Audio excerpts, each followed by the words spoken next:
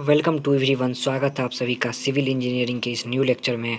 दोस्तों आज हम सभी सर्वेइंग के एक टॉपिक जिसमें कि हम सेटिंग आउट ऑफ कर्व देखने वाले हैं।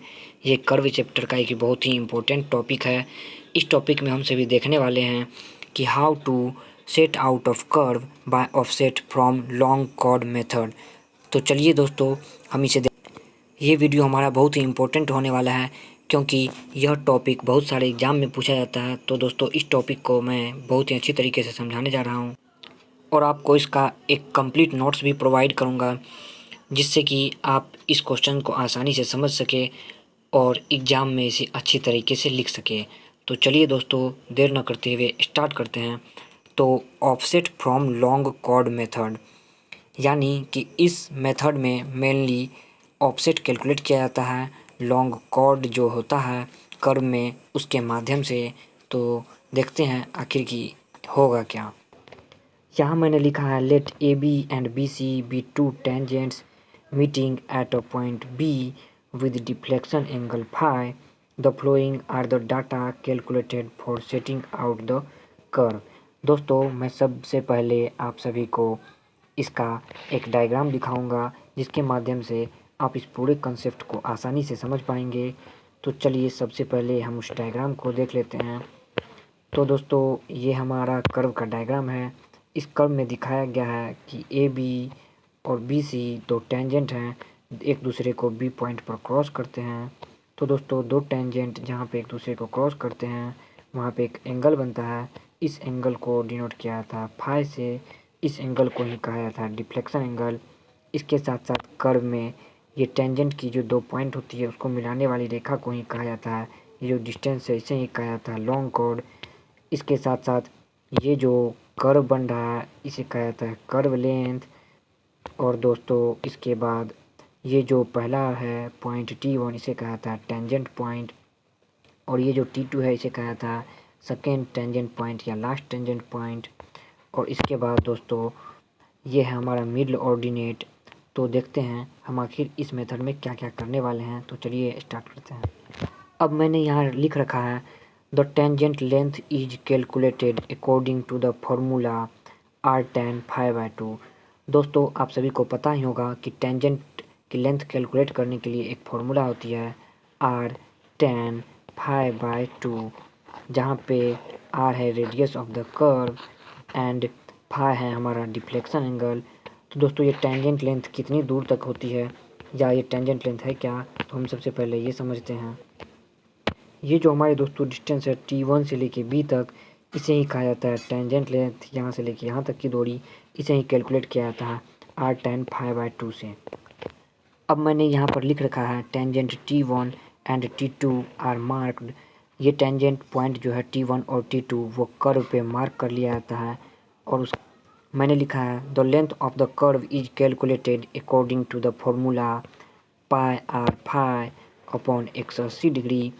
तो दोस्तों आखिर कर्व की जो लेंथ होती है ये आखिर क्या होती है, तो ये हम देखते हैं कि आखिर कर्व की लेंथ।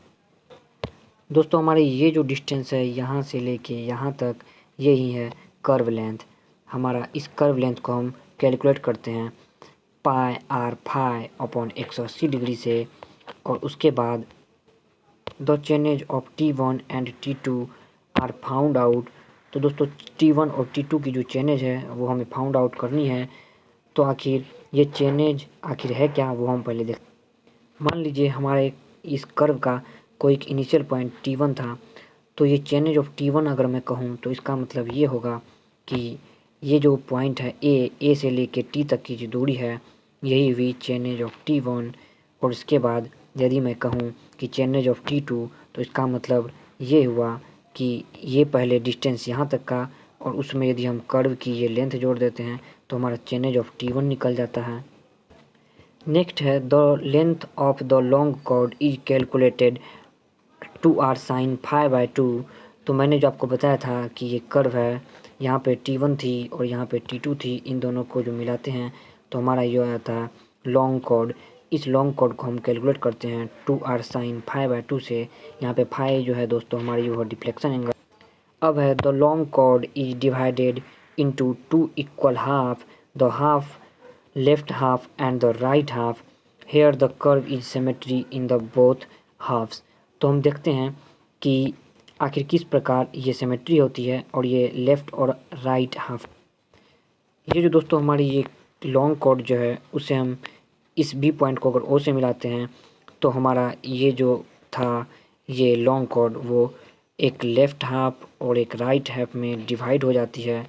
तो उसे ही यही है लेफ़्ट हाफ और ये है right half of the long chord. अब है दोस्तों the mid ordinate O O is calculated. तो ये मिड ऑर्डिनेट क्या होता है तो हम देखते हैं। तो ये चित्र में जो दोस्तों दिखाया गया है ये डी से लेके ई तक की दूरी यही है हमारा मिड ऑर्डिनेट और इसे हमने यहाँ पे रिप्रेजेंट किया है ओ से। ये जो हमारा मिड ऑर्डिनेट है इस मिड ऑर्डिनेट को हम सभी versed sine of the curve भी कर इस versed sine of the curve को कैलकुलेट किया जाता है r1 माइनस कोस 5/2 से। और आगे है O E equal to R and O D equal to R minus O. तो मैं इसे दिखाता हूँ आप सभी को चित्र में आखिर ये है। तो यहाँ पे ओ ई जो ये डिस्टेंस है ये कर्व की ओरिजिन से यहाँ पे डिस्टेंस है ये है डिस्टेंस आर। और उसके बाद मैंने लिखा था कि ये डी ओ जो डिस्टेंस होगी वो होगी आर माइनस ओ को अगर हम घटाते हैं तो हमें ये डी ओ डिस्टेंस निकल जाता है।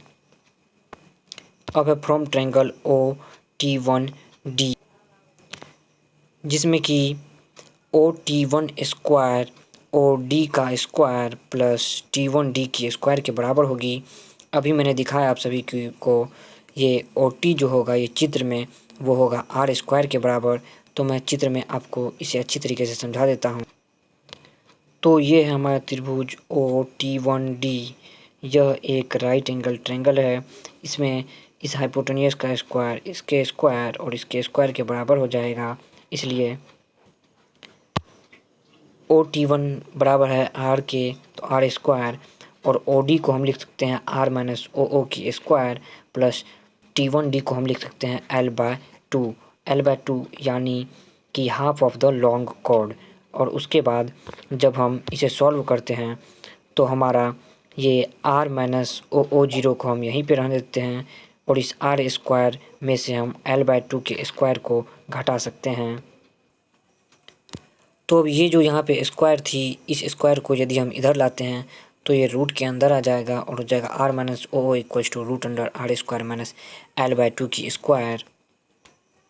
अब इसके बाद ओ इक्वल्स टू ये आर ये अगर ओ को मैं अगर इधर ले आता हूँ तो ये आर इधर ही रहेगी और ये आ जाएगी माइनस में तो हो गई R minus root under R square minus L/2 की स्क्वायर। मैंने अभी आपको बताया था कि ये जो है ओ यानी ये डी ई यही है मिड ऑर्डिनेट। तो हम लोगों ने अभी तक मिड ऑर्डिनेट का फॉर्मूला डिराइव कर लिया है। अब मैंने लिखा है now consider the left half of the long chord the ordinate O1 O2 and so on are calculated at a distance of x1 x2 etc।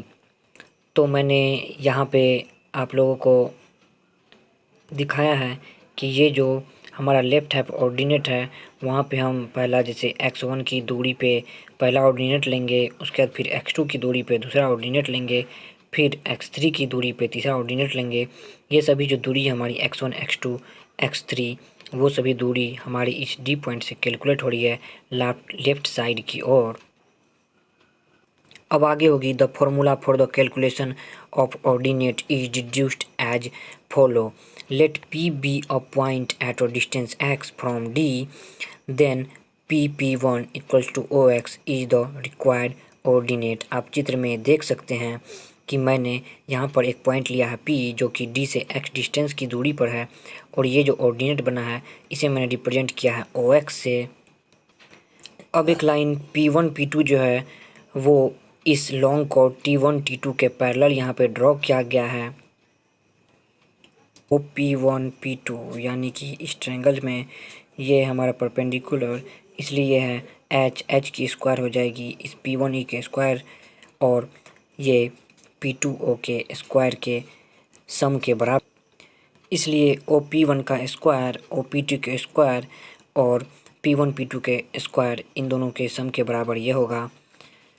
अब ये चूँकि OP हम लोगों ने देख लिया था पहले ही कि OP की जो वैल्यू है वो है R, तो ये होगी R के स्क्वायर के बराबर। और ये P1 P2 जो कि ये एक ऑर्डिनेट था वो थी X, तो वो X स्क्वायर के बराबर हो गई।